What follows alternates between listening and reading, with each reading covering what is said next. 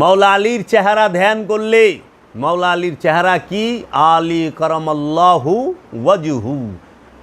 মাওলা আলী হচ্ছে আল্লাহর কারাম, দয়া, রহমত, নিয়ামত, হেকমতের চেহারা।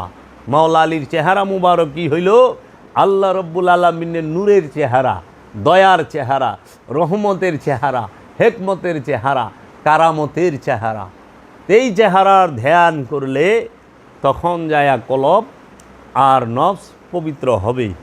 এর জন্য নামাজ পইরা কলব পবিত্র করা যায় না। শুধু নামাজ পইরা কলব পবিত্র করা যাবে না। কোন নামাজে? এই আনুষ্ঠানিক নামাজে। দায়েমি নামাজ পইরা, দায়েমি নামাজ কইরা কলব পবিত্র হইব। দায়েমি সলাৎ কইরা কলব পবিত্র হবে। দায়েমি সলাতে কি থাকে? আল্লাহর ওলি থাকে, আল্লাহর ওলির চেহারা থাকে, আল্লাহ রসুলের চেহারা থাকে, পাক পাঞ্জাতনের চেহারা থাকে। এর জন্য দায়েমি নামাজ মানেই হচ্ছে মুর্শিদের সাথে সলাৎ করা, মুর্শিদের চেহারার ধ্যান করা। এই মুর্শিদের চেহারার ধ্যান করলে, রসুলের চেহারার ধ্যান করলেই দায়েমি সলাৎ হয়। এই রসুলের চেহারার ধ্যান করলে, দায়েমি সলাৎ করলেই সে কি করে? তার কলব পবিত্র হয়। কিন্তু দায়েমি সলাৎ বাদ দিয়া আপনি যদি শুধু আনুষ্ঠানিক সলাৎ করেন, 5 ওয়াক্ত নামাজ করেন, আপনার কলব জীবনও পবিত্র হবে না। তার দলিল কোথায়? আমরা দেখছি এজিদ 5 ওয়াক্ত নামাজ পড়ছে, অনেক নফল নামাজ পড়ছে, কলব পরিষ্কার হয়েছে এজিদের? না। আচ্ছা, মামুনুর রশিদ, হারুনুর রশিদ, মুতাওয়াক্কিল, মুতাসিম বিল্লাহ, যারা আওলাদে রসুলদের খুনি, আওলাদে রসুলদের খুন করছেন, তাহারা 5 ওয়াক্ত নামাজ পড়তো, কিন্তু কলব পরিষ্কার হয়েছে? হয় নাই। আপনি যা দেখেন মীর জাফর 5 ওয়াক্ত নামাজ পড়তো, মীর সাদেক 5 ওয়াক্ত নামাজ পড়তো না? তো কি কলব পবিত্র হয়েছে? এই যে হাজার হাজার কেজি বোম মারলো, এই যে জঙ্গিরা, এরা 5 ওয়াক্ত নামাজ পড়ে না? এখন কলব পবিত্র হয়েছে? না। আপনি যা দেখেন এই যে যে আমাদের দেশে যারা নাকি বড় বড় এইগুলো ধরা পড়লো, যারা এই যে বোম দিয়া মানুষ মারে, এরা 5 ওয়াক্ত নামাজ পড়ছে। কিন্তু বাংলা ভাই, ওই যে ডক্টর গালিব, হ্যাঁ, মুফতি হান্নান, এরা যে আইলু, কি তাকে কলব পবিত্র হয়েছে? হয় নাই। আচ্ছা, আমাদের দেশে আপনাকে গ্রামগঞ্জে যারা নাকি সুদ খায়, এরা আমি দেখি, আমারও এহেনও আছে, আত্মীয় স্বজনের মধ্যেও আছে যে সুদ খায়, 10 টাকা হারে, হেরাও 5 ওয়াক্ত নামাজ, হজ, কোরবানি করতেছে, কিন্তু কলব তো পবিত্র হচ্ছে না। তো এর জন্য বললাম যে আনুষ্ঠানিক আবাদত দিয়া কলব পবিত্র হয় না। দায়েমি আবাদত করলে কলব পবিত্র হবে। অবশ্যই সলাৎ করতে হবে, সেই সলাৎটা হইল দায়েমি সলাৎ। এর জন্য আল্লাহ কুরআনে সূরা সাবার 46 নম্বর আয়াতে বলছে, তোমরা সলাতে দাঁড়াও প্রথমে জোড়ায় জোড়ায়, তারপরে একা একা। তোমরা রুকু করো রুকুকারীর সাথে, সূরা বাকারায়। তোমরা সেজদা করো সেজদাকারীর সাথেই, প্রথমে জোড়ায় জোড়ায়, তারপরে একা একা। তোমরা তাহাজ্জুদ করো, তাহাজ্জুদ শব্দের অর্থ হইল সাধন প্রচেষ্টা।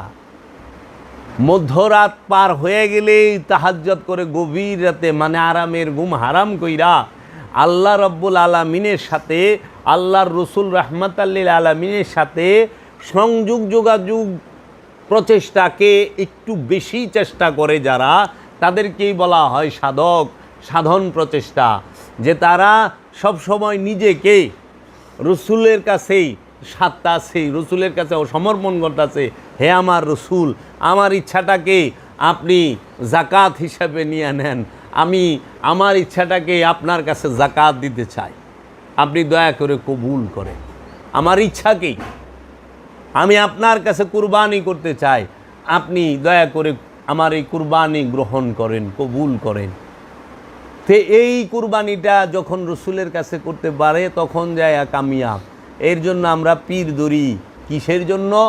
নফসকে এবং কলবকে কামনা শূন্য করে, পুত পবিত্র করে, সেই কলব এবং নফসকে রবের মহানূরের মাঝে ফানা এবং বাঁকা করার জন্য, বাঁকা অবস্থানের জন্য। ফানা মানে বিলীন হয়ে যাওয়া, বাঁকা মানে স্থায়ী হয়ে যাওয়া। এর জন্য আমরা পীর ধরি। এখন কি করে? পীর ধরছে, মুড়ি দিছে, পীর সাহেবে কয়ে দিছে যা এক কাম কর 5 ওয়াক্ত নামাজ পড়িস তসবিহ তাহলিল করিস, হ্যাঁ, আর ওই যে অনুষ্ঠানের দিন আহিস, এত তারিখে অনুষ্ঠান হয় উরসে আহিস। এই অহনে যাইবার লইছে, অনেক পীর ধরছি আমি কেরানীগঞ্জে চুনকুটে নামাজ পড়ি আমি আমার এলাকার ইমাম সাহেবের পিছে যাই কবে লইছে বিহাজ আল ইমাম। তাহলে তোমার পীর কে? প্রত্যেকের আপন মুর্শিদ তার ইমাম, আপন পীরই তার ইমাম। যে গুরু ধরছে সে আর কোনো দিন কইতে পারে না বিহাজ আল ইমাম, এই ইমামের পিছে অন্যজনে। তাহলে মুরিদগিরি থাকে না তো, ভাঙ্গা যায় তো। কে শিখাইব? আমি কি আল্লাহরে খুশি করুম না সমাজ খুশি করুম? আমার কারে দরকার? আল্লাহ আল্লাহর রসুল দরকার না? আমি রসুলকে খুশি করতে চাই, আমি রসুলের ইচ্ছা মতো চলুম, আল্লাহর ইচ্ছা মতো চলুম। আমি তো সমাজের মানুষের ইচ্ছা মতো চলুম না, চলুম। এই জন্য কোরআন বলছে তুমি যদি অধিকাংশ মানুষকে ফলো করো, তোমরা, আমাদেরকে বলছে, রসুলকে না, তোমরা যদি সমাজের অধিকাংশ মানুষকে ফলো করো তারা তোমাকে গুমরাহির পথে নিয়ে যাবে। অধিকাংশ মানুষকে ফলো করা যাবে না যে এখানে বেশি মানুষ তাকেও ফলো করি না, ওলিয়া কামেলকে অনুসরণ করতে হবে। ওই আয়াত রসুলের লেগা না, আমাগো লেগা, আমানুর লেগা, মানুষের লেগা, নাসের লেগা, ইনসানের লেগা। ওই আয়াত রসুলের লেগা না। রসুল আবার কারে অনুসরণ করব? নবী কারে অনুসরণ করব? কারণ নবী নিজেই কেন্দ্রবিন্দুতে অবস্থান করে, নবী হয়ে আগমন করে, রসুল হয়ে আগমন করে। তো তিনি আবার কারে অনুসরণ করব? তিনি অনুসরণের কেন্দ্রবিন্দুতে অবস্থান করেন, তাকে কেন্দ্র করে অনুসরণ।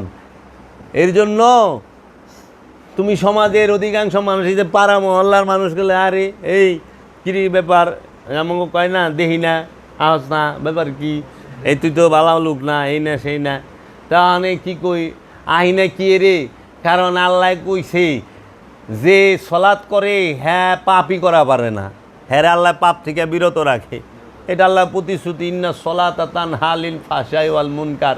তো চাচা মিয়া, আপনি সুদ খাইতে খাইতে আর ঘুষ খাইতে খাইতে আপনার আগে দাঁড়িয়ে আসছিলেন, ওখানে দাড়ি রাখছেন, সাদা হয়ে গেছে গা, সাদা দাঁড়িয়ে জর্দার রং মাইরা লাল করছেন, তারপরও আপনি ঘুষ ছাড়তেছেন না, আবার 5 ওয়াক্ত নামাজও পড়তেছেন, সুদ সারা বাড়তেছেন না, 5 ওয়াক্ত নামাজও পড়তেছেন, হক মাইরা গেছে, বইনের ওয়ারিশ সম্পত্তি দেয় নাই, ভাইয়ের ওয়ারিশ সম্পত্তি দেয় নাই, বাইনার ওয়ারিশ দেয় নাই, বাইস্তার ওয়ারিশ দেয় নাই, দেয় না। আত্মীয় স্বজনের সীমানা 4টা থাকে তো, উত্তর দক্ষিণ পূর্ব পশ্চিম, 4 জনের লোকে গুতাগুতি আইল লইয়া আপনি হেই লুক, এখন আপনি গেছেন এর লেগে আমি যাই না। চাচা কে রে? আমি শুধরাইতে দেখলাম না তো, কিন্তু কোরআন তো কইছেন না সলাতা তানহা আনিল ফাহশাই ওয়াল মুনকার, নিঃসন্দেহে সলাৎ পাপ কাজ হইতে বিরত রাখবে। তুমি যায় দেখো গা ওলিয়া কামেলের একজন সাধক মুরিদ যে আসলেই মুসল্লি, তাকে যায় দেখো সেই কাহারও সম্পদ মাইরা খাওয়া তো দূরের কথা, নিজের সম্পদ মাইনসের লয়ে গেছে ওইটারই হিসাব রাখে নাই। সে সুদ ঘুষ খাইব তো দূরের কথা, সে নিজের সম্পদ বিলাইতে বিলাইতে নিঃস্ব হয়ে যা, সে মানুষের সেবায় নিয়োজিত। যায় দেখো আছে, মানুষকে অনেকভাবে সেবা করা যায় বাবা। সবচেয়ে উত্তম সেবা হলো খাবার দিয়া, জ্ঞান দিয়েও সেবা হয়, বিদ্যা দিয়া সেবা করা যায়, চিকিৎসা দিয়া সেবা করা যায়। এই সেবাগুলো সব ধর্মের মধ্যে শ্রেষ্ঠ, এবং এইটাই সবচেয়ে পুণ্যের কাম কইছে। এই করোনার মধ্যে যারা নাকি জীবন বাজি রাইখা মানুষের সেবা করছে, তাগো থেকে উন্নত ধার্মিক কেউ আছে? তাদের থেকে ভালো আমলদার কেউ আছে? ঘরের ভিতরে জিকির করা সহজ, কিন্তু করোনার মধ্যে একজন করোনা রুগীর চিকিৎসা দেওয়া এটা বড় কঠিন, নিজের জীবন বাজি রেখা। তো করে নাই সারা বিশ্বে, তুমি কি এই অবদান ভালাই দিতে পারবা? জ্ঞান দিয়া করে, বিদ্যা দিয়া করে, তথ্য দিয়া করে, এর জন্য সেবার মন মানসিকতা থাকতে হবে।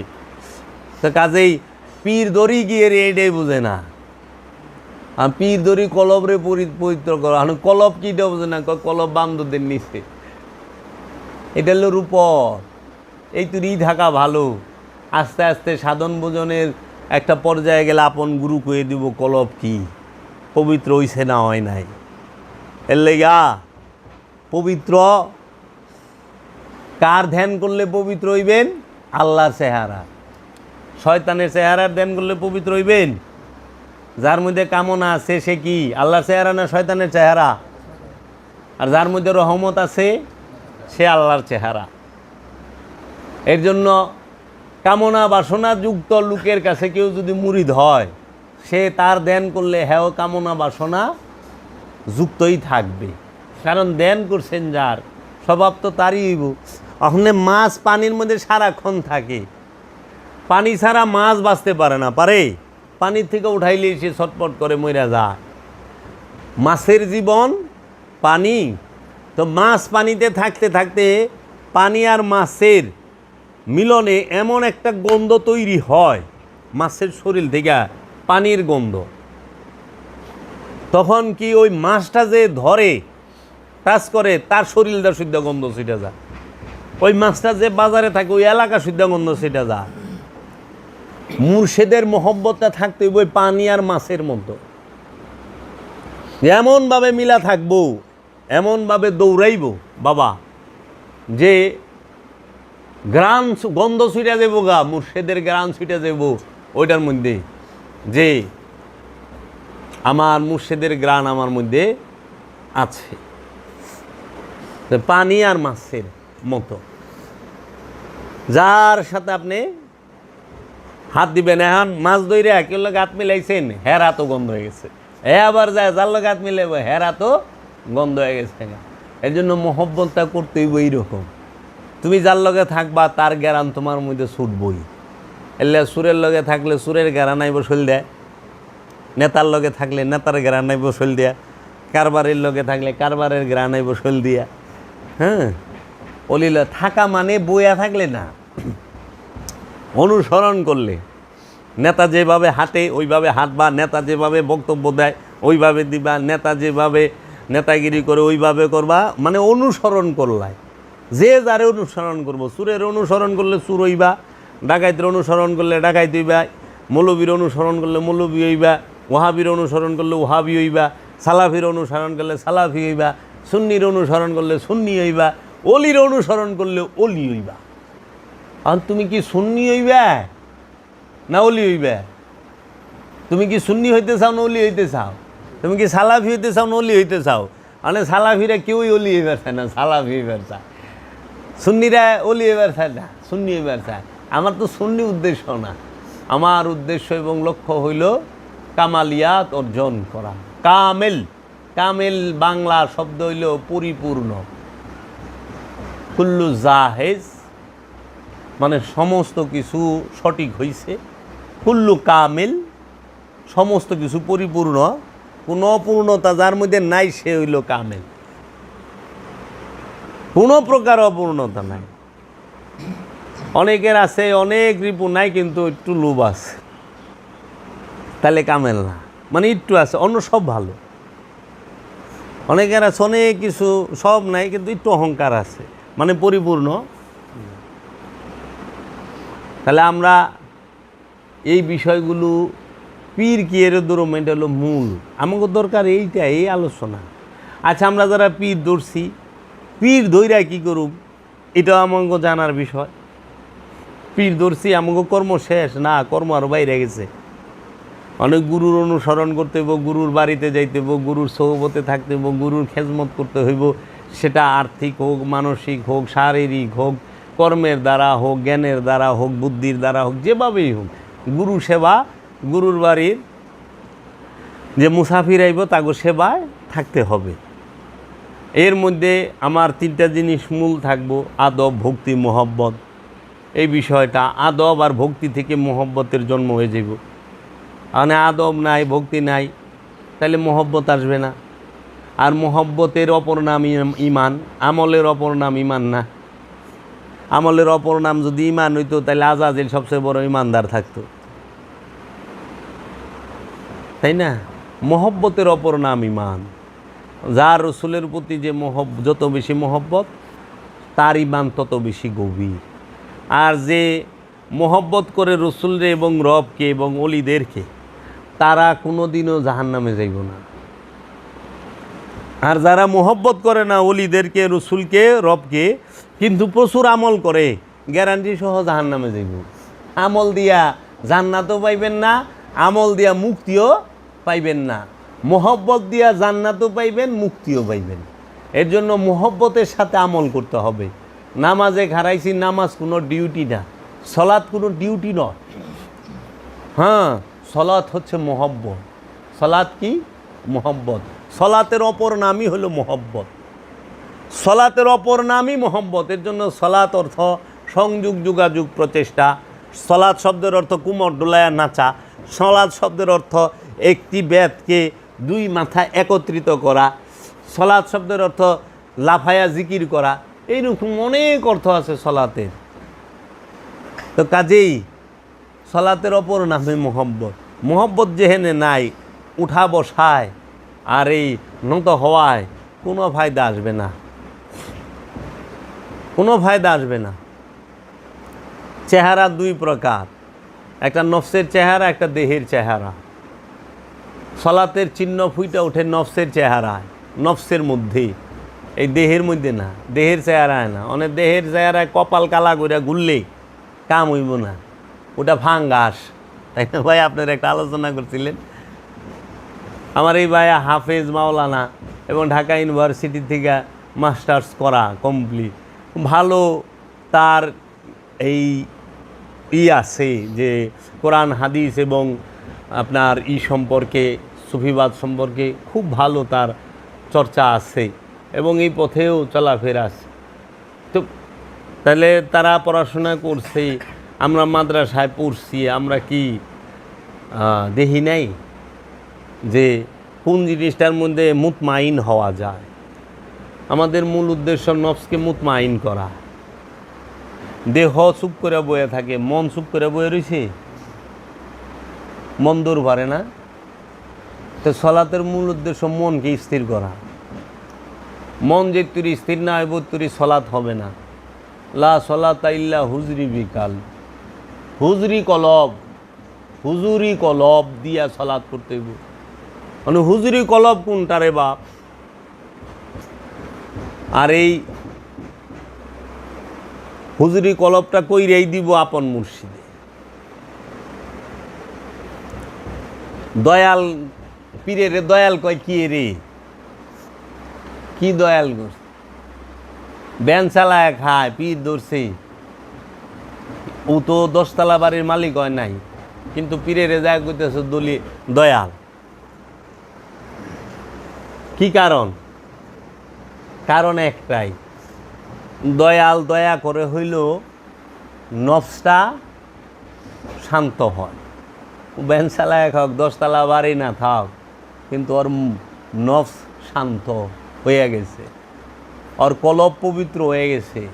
যে কলবকে পবিত্র করে দেয় তারে কয় দয়াল, যে নফসকে শান্ত করে দেয় তারে কয় দয়াল। যে কলবকে পবিত্র করার ক্ষমতা রাখে তাকে বলে ইমাম। যে নফসকে পবিত্র করার ক্ষমতা রাখে এবং কইরা দেয় সে হইল ইমাম। যে সহি শুদ্ধ তেলাওয়াত জানে সে ইমাম, এটা হলো মেজাজি। আসল ইমাম হইল সে যে নফসকে পবিত্র করার ক্ষমতা রাখে এবং করে, যে কলবকে পবিত্র করার ক্ষমতা রাখে এবং করে, সে হইল ইমাম। এই ইমাম মানতেই হবে, ইমাম ছাড়া উপায় নাই বাপ। এই ইমামের নেতা লাগবে, ইমাম লাগবে। তো বাবা, আপনাকে অনেক প্রশ্ন থাকে, কথা থাকে। আমরা তো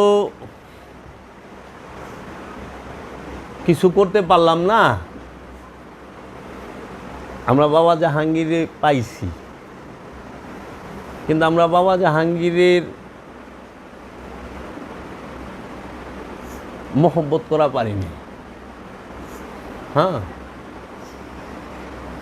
অহনে বাবা আমাগো চোখের আড়াল হয়েছে, চর্ম চোখের।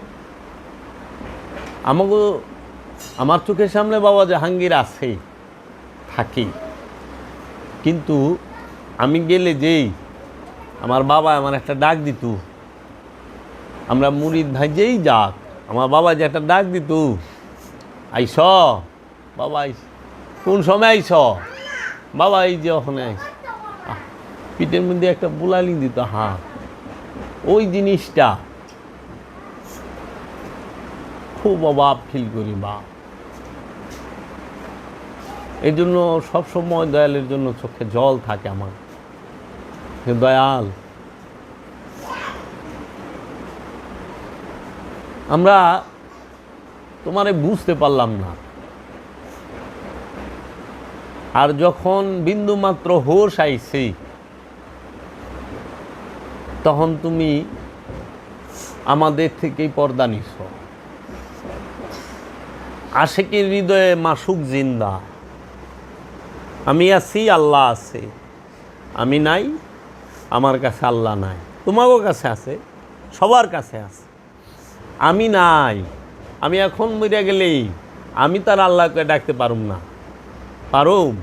তোমরা পারবা, তোমরা আমার সামনে আল্লাহ আল্লাহ ডাকবা, আমি পারুম না। এর জন্য আমি আছি, আমার আল্লাহ আছে, আমি নাই, আমার কাছে আল্লাহও নাই। এই জন্য মুর্শিদ থাকতে মুর্শিদকে বুঝতে হয়।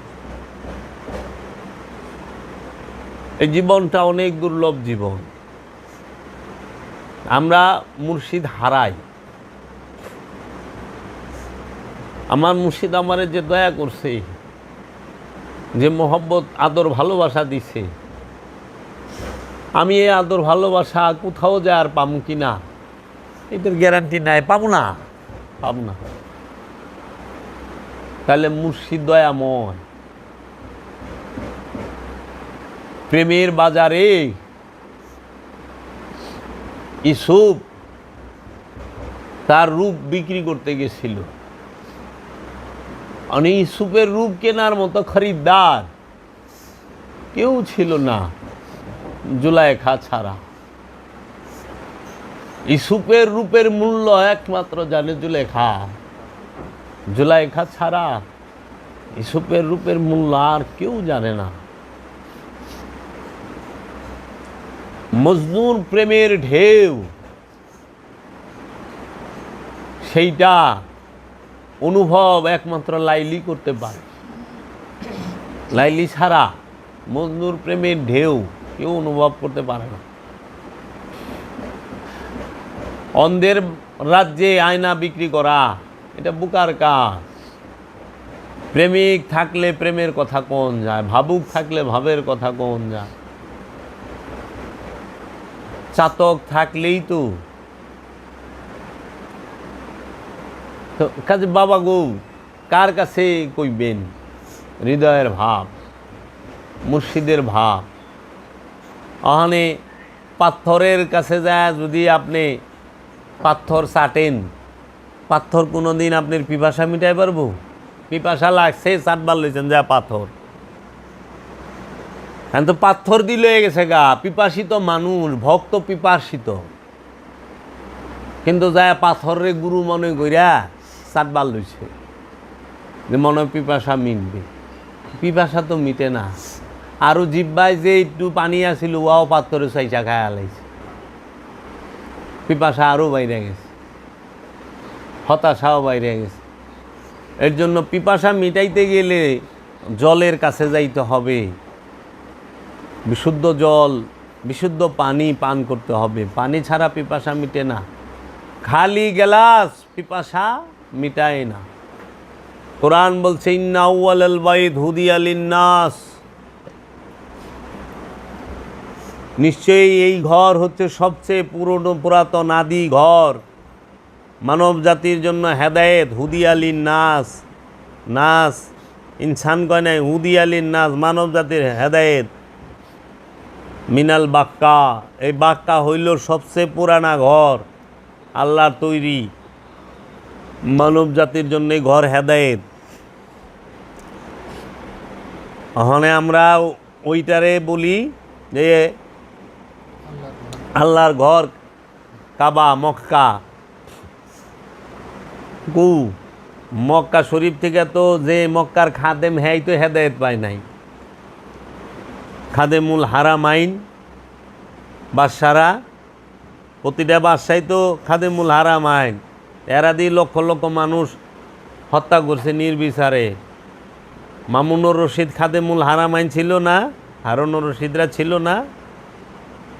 হাজ্জাজ বিন ইউসুফ কাবা মক্কা বানায় নাই ভাঙ্গা, মানাইছে তো, হেদায়েত হইছে, খালি গ্লাস পিপাসা মিটায় না। ওই মেজাজি ঘরের মধ্যে যখন হাকিকি কাবা প্রবেশ না করবে, জীবনও হেদায়েত দিব না। হাকিকি কাবা হইল মুহাম্মদ সাল্লাল্লাহু আলাইহি ওয়াসাল্লাম। যখন মেজাজি কাবায় উপস্থিত হয়েছে যায়া, তখন মানুষ হেদায়েত পাইছে। খালি গ্লাস পানি পিপাসা মিটায় না, পিপাসা মিটাইতে গেলে গ্লাস ভরা থাকতে হইব। তো বাবা, এর জন্য খালি ইবাদতে কখনোই মুক্তি দিতে পারবে না, যেই পর্যন্ত ওই ইবাদতের সাথে আদম না থাকবে। আদমের অনুসারী হইয়া ইবাদত করতে হবে, আদমকে অনুসরণ কইরা ইবাদত করতে হবে। আদম যেভাবে কয় ওইভাবে ইবাদত করতে হবে। নিজের ইচ্ছা মতো ইবাদত করলে মুক্তি পাওয়া যাবে না, আদম যেভাবে বলে সেইভাবে করলে মুক্তি পাওয়া যাবে। এর জন্য পীরের ধ্যান ছাড়া কিছু নাই, দায়মি সলাৎ ছাড়া কিছু পাইবা না। দায়মি সলাৎকে প্রতিষ্ঠিত করতে হবে আপন দেহ এবং মনে। তাই মারিফতের মূল কেন্দ্র ভূমি হচ্ছে আপন দেহ মন। এই দেহ মনের গবেষণা করো, এই দেহ মনের মধ্যেই রবকে খুঁজা পাইবা, এই দেহ মনের মধ্যেই রসুলকে খুঁজা পাইবা, এই দেহ মনের মধ্যেই তার দাসত্ব প্রতিষ্ঠিত হবে। দেহ মনের বাহিরে কিছুই নাই। এজন্য আল্লামা ইকবাল বলছেন, ইয়ে জিক্রে মিম ইয়ে বেসরুর এ বুরআক এ বেশবি, তেরি খুদি কে নিগেবা नहीं तो कुछ भी नहीं, दया रे इश्क में अपना मकाम पैदा कर, ते दिल ও নিগাহ মুসলমান नहीं तो कुछ भी नहीं। দিল আর নিগাহ, দিল মানে অন্তর কলব মন, নিগাহ মানে নজর দৃষ্টি। তোমার দৃষ্টি এবং তোমার অন্তর যেই পর্যন্ত মুসলমান না হবে এই পর্যন্ত কিছুই পাইবা না। দিল ও নিগাহ মুসলমান নেই তো কুছ ভি নাহি। এই দুইটা মুসলমান না হলে, আত্মসমর্পণ না করলে কিচ্ছু পাইবা না। এই দেহটাই মিমের জিকির, এই দেহটাই বুরাক, এই দেহটাই মেরাজে যাবার বাহন, দ্রুতগামী বাহন। এই দেহের বাহিরে কিছুই নাই। দয়ার ইশক মে, দয়ার মানে পীর মুর্শিদ, ইশক মানে মোহব্বত। পীরের মোহব্বতে আপনার মকাম, নিজের রাজ্য তৈরি করো। আপনি মন মে ডুবকার পাজা সুরাগে জিন্দগি, তুমি তোমার মনের মধ্যে ডুব দিয়া, তুমি তোমার মনের মধ্যে ডুব দিয়া জিন্দগির ছিদ্রটা, সুরঙ্গ পথটা পেয়ে যাও। তু মেরা বানতা না বান আপনা তো বান, কইতাছে তুই আমার হস চাই না হস, কোনো অসুবিধা নেই, কিন্তু নিজের হ। আমরা তো আল্লাহর হয়ে পারলাম না, রসুলের হয়ে পারলাম না, নিজের হয়ে পারলাম না। সারা জীবন এই মানুষগুলো শয়তানের হইয়া রইল। শয়তানের ইবাদত করা নিষেধ, আল্লাহর ইবাদত করা, রসুলের অনুসরণ করা আদেশ। এখন শয়তানি মানা করে, দূর রসুল মানিস না, আল্লাহর ইবাদত কর, আমিও আল্লাহর ইবাদত করি, তুই আল্লাহর ইবাদত কর, আয় মিলা জিলা ইবাদত করি। আদমের কাছে যাবি না, কি এর আদম, আদম কি বুঝে? রসুল কাছে যাবি না, রসুল কি বুঝে? এগুলা ভণ্ড, অমুক তমুক, এই কথাগুলা শয়তানের সবচাইতে চালাকির কথা, বুঝছেন? শয়তান ভিতরে বইয়া এগিনা খোঁচায়, মানে পাবলিক তো বুঝে না। আর শয়তান কিন্তু লেবাস ধরে আহে। আল্লাহ যেরকম মানব রূপে আছে, রসুল যেরকম মানব রূপে আছে, শয়তানও মানব রূপেই আছে। শয়তান অন্য কোনো রূপ ধরে আহে না, মানুষের রূপে আহে। এর লেগে আবু জেহেলও যেরকম মানুষের রূপে আছে, ফেরাউন যেরকম মানুষের রূপে আছে, নমরুদ যেরকম মানুষের রূপে আছে, ঠিক অপর দিকে ইব্রাহিম খলিলুল্লাহ, মুসা কালিমুল্লাহ, মোহাম্মদ রসুল আল্লাহ, এরা সবাই মানব রূপেই আছেন। এর লেগা বাশার রূপে আল্লাহ স্বয়ং আইছে মা মরিয়মের সামনে। রুহুল কুদ্দুস, রুহুল আমিন, রুহুল্লাহ, তিনটা শব্দ, রুহুল কুদ্দুস, রুহুল আমিন, রুহুল্লাহ। রুহুল কুদ্দুস রূপে ঈসা নবীর কাছে সরাসরি আইছে আল্লাহ বাশার রূপ দইরা। রুহুল আমিন রূপে আল্লাহ রব্বুল আলামিন মহানবীর কাছে আইছে সরাসরি বাশার রূপ দইরা। আর রসুল রূপ দইরা রুহুল আমিন, রুহুল কুদ্দুস এবং রূহ, সে সরাসরি আইছে মা মরিয়মের কাছে মেহরাবে। মা মরিয়ম দেখে ভয় পেয়ে গেছে, তখন সে তুমি ভয় পাও না, আমি আল্লাহর রসুল, আল্লাহর তরফ হইতে, রবের তরফ হইতে প্রেরিত রসুল। এর জন্য রূহ সেও বাসার রূপ ধারণ করে, আল্লাহ নিজে বাসার রূপ ধারণ করে। কোরআন স্পষ্ট পায়। মৌলবীর ফিতা দিয়া যদি রসুল মাপবার জানতে তো গর্বি লইবই। অহনে আপনার হাইট দিয়া যদি পাকিস্তানের ইমরান খানরে মাপেন তো আপনি আপনার 4.5 ফুটই পাইবেন। ইমরান খান তার 4.5 ফুট না, না আপনি 4.5 ফুট, না আপনি 4.5 ফুটের উপরে যাইবেন কেমনি? মানে পাকিস্তানের শোয়েব আখতারে যদি 4.5 ফুট মানুষ আমাকে আশরাফুল দেয়া মাপি তাই লইব। বিষয়টা এলে এরকম, মানে মোল্লার ফিফাতে রসুল মাপে। রসুল কি আল্লাহ কথা বলেছেন? না বলেননি, লাগে যেন আসিল সাথে গেছে। আল্লাহ কইতেছে আমার ইচ্ছা ছাড়া রসুল কথা কয় নাই। আল্লাহ কইতেছে আমি আমার হাবিবকে 2 ধনুকের ব্যবধানে একটা জিরু, মানে একটা বৃত্তের ভিতরে নিয়ে আসছি। এই বৃত্তের ভিতরে আমি আর রসুল মেরাজ হয়েছে। আমুল্লাহ কহে না ওইখানে পর্দা আছে, পর্দাটা না দিছে মৌলবীতে। আচ্ছা তোরে তো যন্ত্রণা গে জোর জলে গে বুঝি না। আপনি যা দেখেন সব মৌলবী গে এই ওহাবি সালাফি গে এক সমস্যা, মানে অনেক কথায় কথা কোয়া লাগে। ঢাকার কাউয়া হ্যাঁ কি কয়, হ্যাঁ ডাকে কি, ডাকটা কি ঢাকার কাউয়ার? কা। ভারতের কাউয়া কা, ইংল্যান্ডের কাউয়া হ্যাঁ কয় কা, সৌদি আরবের কাউয়া হ্যাঁ কয় কা। আপনি ভারত, বাংলাদেশ, ইংল্যান্ড, সৌদি এই 4 দেশের কাউয়ার মধ্যে আকারে প্রকারে রঙে সাইজে ভিন্নতা থাকতে পারে, ডাকে গলে ভিন্নতা নাই, কা। এখন সৌদির ওহাবি, ইংল্যান্ডের ওহাবি, ভারতের ওহাবি আর বাংলাদেশের ওহাবি আকারে প্রকারে লেবাসে ভিন্নতা আছে, কিন্তু বলি কইলে এক, কা। আরবের ওহাবিও কয় রসুলের উপরে মিলাদ কিয়াম শিরিক বেদাত। বাংলাদেশের ওহাবিও তাই কয়, ইংল্যান্ডের ওহাবিও তাই কয়, ভারতের ওহাবিও তাই কয়। আবার রবিউল আউয়াল বিদাত শিরিক, এইটা ভারতের ওহাবিও যা কয়, বাংলাদেশের ওহাবিও তাই কয়, সৌদির ওহাবিও তাই কয়, ইংল্যান্ডের ওহাবিও তাই কয়। মানে ওহাবি সবার এক। আর এক সমস্যা এই জিনিস লইয়াই, শুধু রসুলকে নিয়া, আলে রসুলকে নিয়া। হ্যাঁ দেখেন ওহাবিরা মাওলা আলীর নামটা বেদবের মতো উচ্চারণ করে, কিন্তু অন্য অন্য সাহাবিগো নামগুলা খুব সুন্দর করে কয়। এগো মৌলবিগো রহিমাহুল্লাহ বলেন না কেন? এরা আব্দুল ওহাব নজদির মতো একটা জানোয়ারের নামও লয় রাহিমাহুল্লাহ। তে নজদি যদি রাহিমাহুল্লাহ হয়, এজিদ যদি রাহিমাহুল্লাহ হয়, তাইলে তো কলঙ্ক হয়ে যাব রাহিমতের। এগুলা রাহিমাহুল্লাহ কোনো দিনও না। এর জন্য বাবা ওহাবি যেই হোক সবার একই বলি। আপনি যা দেখবেন যে উসিলা ধরা বিদাত শিরক, সবটির এক কথা, সবটির এক কথা। তাবলিগি বলেন, সালাফি বলেন, ওহাবি বলেন, খারিজি বলেন, দুরুসি বলেন, সব এক। তার মানে কি? গোড়া এক, শাখা ভিন্ন, গোড়া এক। এর জন্য আওলাদে রসুল আর রসুলের প্রশংসা আল্লাহ কোরআনে কইরা থুইছে, যেইটা মিটানের ক্ষমতা জগতে কোনো ফেরকার, কোনো দলের, কোনো মোল্লার, কোনো মুন্সির নাই।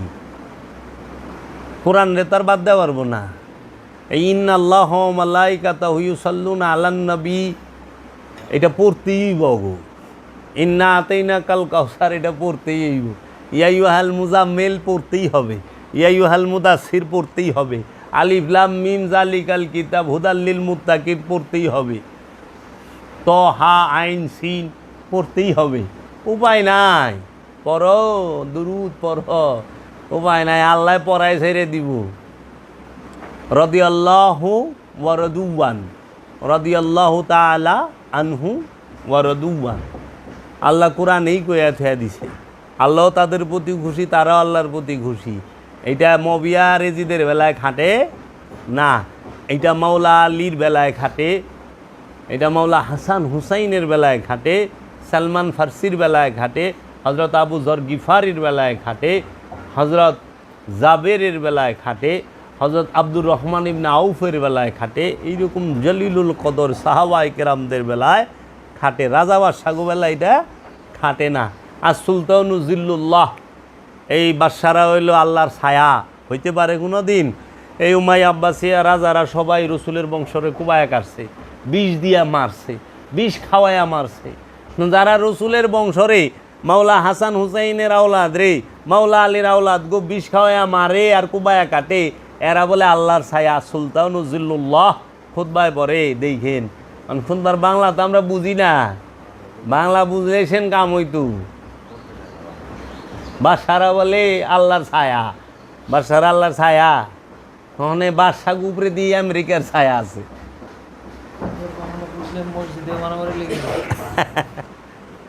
জি এই কাজেই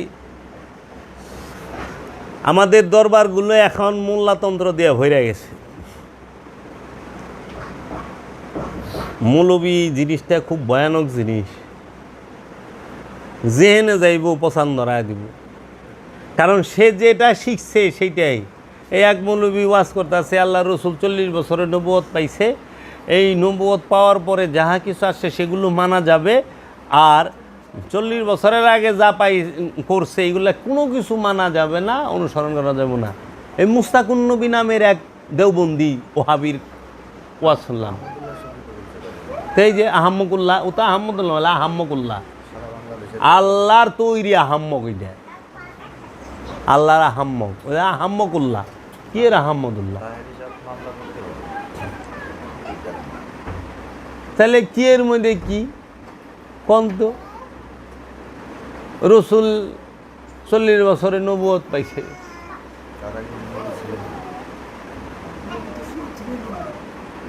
তো রসুল যদি 40 বছর আগে নবুয়ত পায়, তাহলে হে আলাম তারা, আপনি কি দেখেন নাই? কাইফা ফা আলা রব্বুকা বি আসহাবিল ফিল, আপনি কি দেখেন নাই হে আমার রসুল, হে আমার হাবিব, যে আমি হস্তি বাহিনীর সাথে কিরূপ ব্যবহার করেছি? তো হস্তি বাহিনী লয়ে আইছে আল্লাহর হাবিবেরও আগমনের 50 দিন আগে। ইয়ো জন্মের আগে যদি হস্তি বাহিনীর কাণ্ড কারখানা দেখে, আলাম তারা দিয়া কতটি আয়াত আছে, একটু পড়েন না। আলাম তারা মানে কি? আল্লাহ কসম কাটলো, আল্লাহ কসম কার লগে কাটতেছে, কারে শুনাইতেছে কসম কাইটা? মোল্লা রে, আমানু রে, মুমিন রে, আল্লাহ রসুলে শুনাইতেছে। ওয়ালা উকসিমু বে নফসে লাওয়ামা, আল্লাহ নফসে লাওয়ামার কসম কাটছে, আল্লাহ সেই মহাপ্রলয় দিবসের, কিয়ামত দিবসের কসম কাটছে, আল্লাহ জৈতুন আর তিনের কসম কাটছে, ওয়া তিন ওয়া জৈতুন ওয়া তুর সিনিন ওয়া হাযাল বালাদিল আমিন। আল্লাহ জলপই আর 3 ফলের কসম কাটবো? হই মিয়া পাগল লইছেন নি আপনি? জলপই, মানে আপনি কি জলপই হাতে ধরে কসম কাটবেন কোন দিন? এই জলপইয়ের কসম। আর আমাকে সিনেমার মধ্যে তো ইয়ের কসমই কাটে না, বট গাছ সাক্ষী রেখে আমার দাদা দাদির এই বিয়া করেন, আল্লাহ জলফের কসম কাটব? তাহলে এই 3 বলতে আল্লাহ কি বুঝাইছে? জয়তুন, এই 3 জয়তুন লই আমি আল্লাহরে, আল্লাহ ফুলকপি সম্পর্কে একটা আয়াত নাজিল করলো না? যেই ফুলকপি বড়া ভিটামিনে কত সুন্দর দেখা যায়, জলফই। হ্যাঁ,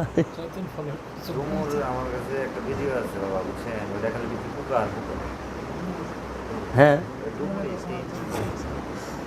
মানে এই ডুমর বলতে কি বুঝাইছে এটা তাকে কই দিব? রূপকতা ব্যবহার করছে, যেটা সবচেয়ে বেশি সাংঘাতিক বিষয়, ওইটার মধ্যে সবচেয়ে বেশি রূপকতা,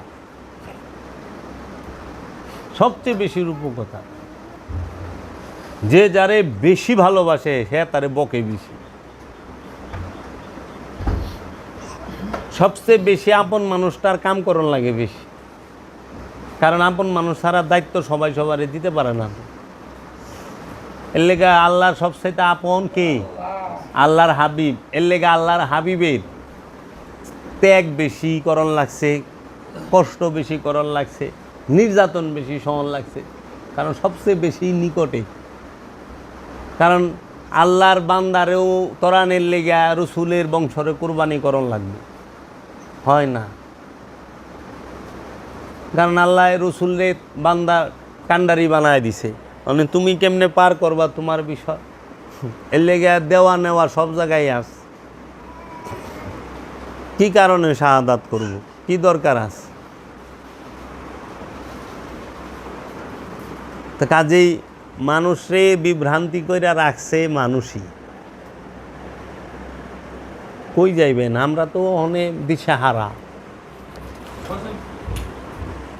আপনি গো একটা জিনিস, সূরা বাকারার আয়াত নাম্বার 28, আল্লাহ জিগাইছে কাইফা, কেমন করিয়া, কি রূপে, তাকফুরুনা, কুফরি করা, অস্বীকার করা, মিথ্যা আরোপ করা, বিল্লাহি, আল্লাহর সহিত বা সঙ্গে আল্লাহকে, কেমন করিয়া কুফরি করো আল্লাহর সাথে। আল্লাহর সাথে কে কুফরি করে? তাহলে আমরা প্রশ্ন করতে পারি, এটা আল্লাহ জিগাইতেছে, প্রশ্ন করছে কেমন করিয়া কুফরি করো আল্লাহর সাথে। ওয়া এবং কুনতুম, তোমরা ছিলে, আমওয়াতান, মৃত, এবং তোমরা ছিলে মৃত। যারা আল্লাহর সাথে কুফরি করে তারা ছিল মৃত। হ্যাঁ, তারপরে আল্লাহ কইতেছে ফা আহিয়াকুম, সুতরাং তোমাদের জীবিত করিয়াছেন, সুম্মা ইউমিতুকুম, তোমাদেরকে মৃত্যুদান করিবেন, সুম্মা ইউহয়িকুম, তোমাদেরকে জীবিত করিবেন, তারপর তোমাদেরকে জীবিত করিবেন, সুম্মা ইলাইহি তুরজাউন, তারপর তাহার দিকে প্রত্যাবর্তন তথা ফিরাইয়া আসা। এখন এই যে 28 নম্বর আয়াতটা, এই 28 নম্বর আয়াতটা জন্মান্তরবাদদের কি ইঙ্গিত করে নাই? কয়বার জীবিত আর কয়বার মৃত একটু দেখান তো। 2 বার মৃত, 2 বার জীবিত উচ্চারণ করছে। প্রথমে ছিল মৃত, তোমরা ছিলে মৃত, সুতরাং তোমাদেরকে জীবিত করিয়াছেন, তারপর তোমাদেরকে মৃত্যুদান করিবেন, তারপর তোমাদেরকে জীবিত করিবেন, তারপর তাহার দিকে প্রত্যাবর্তন করিবেন। মানে প্রথমে যে মৃত্যুর কথা বলছে, তার মানে আমি অবশ্যই জীবিত ছিলাম, তার মানে মৃত্যুর কথা প্রথম আসলে নিয়ে যাবে। হ্যাঁ, তোমরা ছিলে মৃত, হ্যাঁ, প্রথমেই মৃত ছিল বলতেছে, সেখান থেকে জীবিত করছে, আবার মৃত্যুবরণ করবে, আবার তার দিকে আবার ফিরে আসবে। তাহলে আমার প্রশ্নটা আসে হইল, মৃত বলতে কি বোঝায়? প্রথমে ছিলাম মৃত, তো প্রথমে আমরা কি মৃত্যু আসিলাম, কেমনে মরা আসিলাম, কোন রূপে আসিলাম মরা? বাবা আমার জানা মতে তো আমরা তখনই মরম যখন জন্মগ্রহণ করব। আমি প্রথমেই ছিলাম মৃত, তার মানে আমার পূর্বে জন্ম ছিল, তাহলে আমি মরলাম কীভাবে? মরণ শব্দটা তো জীবিত যে তার ক্ষেত্রেই আসে। ভাই বলুক। আমি অবশ্যই জন্ম ছিলাম, এই কারণে আমি হয়তো মৃত হয়েছি। আমি তো আপনাদের থেকে হুননের লেগা, না না না, আমি কনের লেগা না, কনের লেগে তো আমি ঠাস টুস করতাম। বলেন, বলার হইলে আমি বলতাম না, আমি জানার লেগে যে আমি জিনিসটা জানতে পারি নাই। আপনাদের কোরআনের অ্যাপস আছে মোবাইলে? হ্যাঁ, আপনারা এক কাজ করেন, সূরা মুলকে 2 নম্বর আয়াত বাইর করেন। আল্লাযী খালাকাল মাউতা ওয়াল হায়াতা লিয়াবলুয়াকুম আইয়ুকুম আহসানু আমালা। অর্থ, আল্লাযী খালাকাল মাউতা, যিনি মৃত্যুর সৃষ্টি করেছেন, জি, ওয়াল হায়াতা, এবং জীবন দান করেছেন, জি, জীবন সৃষ্টি করেছে, জীবন সৃষ্টি করেছেন, লিয়াবলুয়াকুম আইয়ুকুম আহসানু আমালা। ওই লিয়াবলুয়াকুম অর্থ কি? পরীক্ষা করার জন্য, পরীক্ষা করার জন্য। আল্লাহ জন্ম এবং মৃত্যু এই দুইটাকে সৃষ্টি করছে তোমাকে পরীক্ষা করার জন্য। ওইখানেও আগে মৃত্যুর শব্দটা আছে, পরে জীবনের কথা। খলাকাল মাউতা ওয়াল হায়াতা, মৃত্যু এবং জীবন। আচ্ছা, সূরা এই পুনর্জন্ম লইয়া একটু কথা মাগো, যেরকম আমি সূরা কিয়ামত।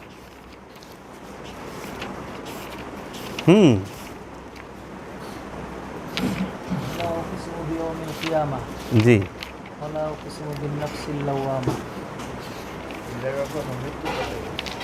পুরা অর্থটা পড়েন। যিনি সৃষ্টি করিয়াছেন উত্তর জীবন তোমাদের পরীক্ষার করিবার জন্য, সেই তোমাদের মধ্যে কর্ম উত্তম, তিনি পরাক্রমশালী। আল্লাহ জীবন মরণ কেন সৃষ্টি করছে? আল্লাহ স্পষ্টভাবে কইছে পরীক্ষা করার জন্য। তাইলে আবার এহেন আল্লাহ সূরা বাকারায় কয়ে দিছে কেমন করিয়া কুফরি করো আল্লাহর সাথে, যে তোমাদেরকে মৃত্যু থেকে জীবিত করেছেন, আবার মৃত্যু দিবেন, আবার জীবিত করবেন, আবার মরণ দিবেন। তাইলে জীবন এবং মরণ এটা কেন? পরীক্ষা। জীবন মৃত্যুটা কি? পরীক্ষা। তে মরে গেলে তো কান্দোকে, পরীক্ষা দেখলেই কান্দ। জীবন। আচ্ছা, সূরা কিয়ামত। লা উকসিমু ইয়াউমিল কিয়ামতি। লা মানে না, নো, নট, নয়, নহে, নাই, নেই। উকসিমু আমি কসম করিতেছি, আমি শপথ করিতেছি, আমি দিব্য করিতেছি, আমি প্রতিজ্ঞা করিতেছি, আমি অঙ্গীকার করিতেছি, আমি প্রতিশ্রুতি দিতেছি। বে ইয়াউমিল দিনের সহিত, দিনের সঙ্গে, দিনের দ্বারা, দিনের মাধ্যমে, দিনের দিন কর্তৃক।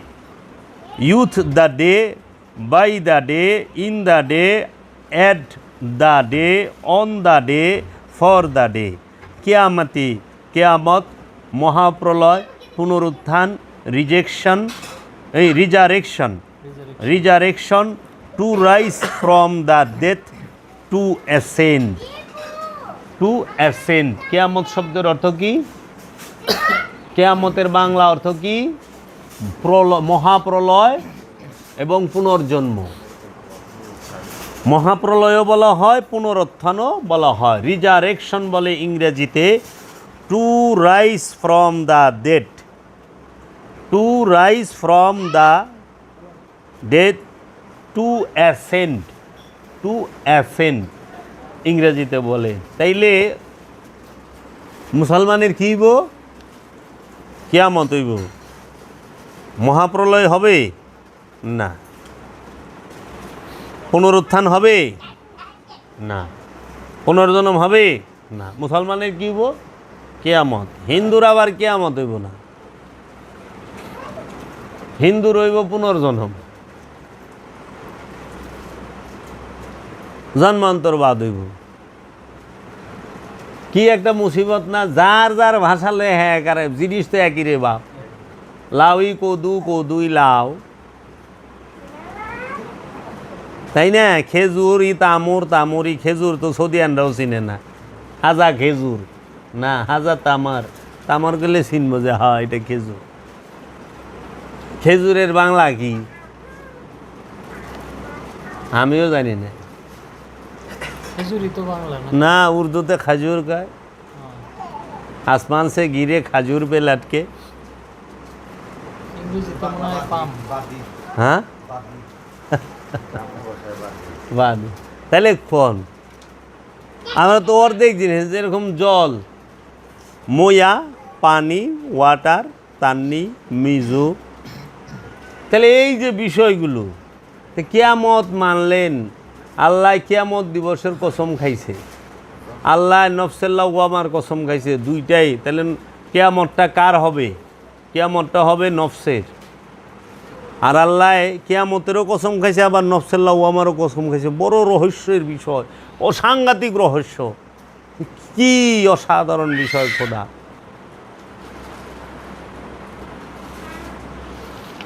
আল্লাহর কি আর খায়ালে কাম নাই? সারা সৃষ্টি জগতে, বিশ্ব ব্রহ্মাণ্ডে হাজার হাজার প্রকারের প্রাণীর মধ্যে একমাত্র জিন ইনসানের নফসের একটা যে স্তর, জিন ইনসানের নফসের মধ্যে নফসে আম্মারা আছে, নফসে লাওয়ামা আছে, নফসে মুতমাইন্না আছে, নফসে মুলহেমা আছে।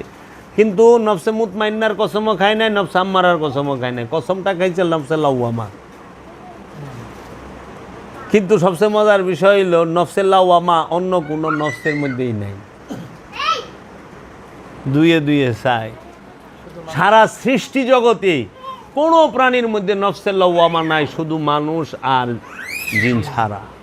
সংগ্রামরত নফসকে নফসে লওয়ামা বলে, জিহাদরত নফসকে নফসে লওয়ামা বলে। সেই জিহাদ, সেই সংগ্রাম কার বিরুদ্ধে? রাষ্ট্রের বিরুদ্ধে, দলের বিরুদ্ধে না, সেটা হলো কামনার বিরুদ্ধে, খান্নাসরূপী শয়তানের বিরুদ্ধে। যে নফস সবসময় জিহাদে রত থাকে সেই হইল নফসে লওয়ামা। আলাকন এই কিয়ামত, এটি হলো আমাকে মূল বিষয় মিয়া। এই আউল ফাউল পেশাল পাইরা যে কে কোন যুদ্ধে কয়জনের মারছে, এটা হলো রূপক আনুষ্ঠানিকতা, এটা হলো মূল। পুনর্জন্মবাদকে একমাত্র ভোগীরা মানে না।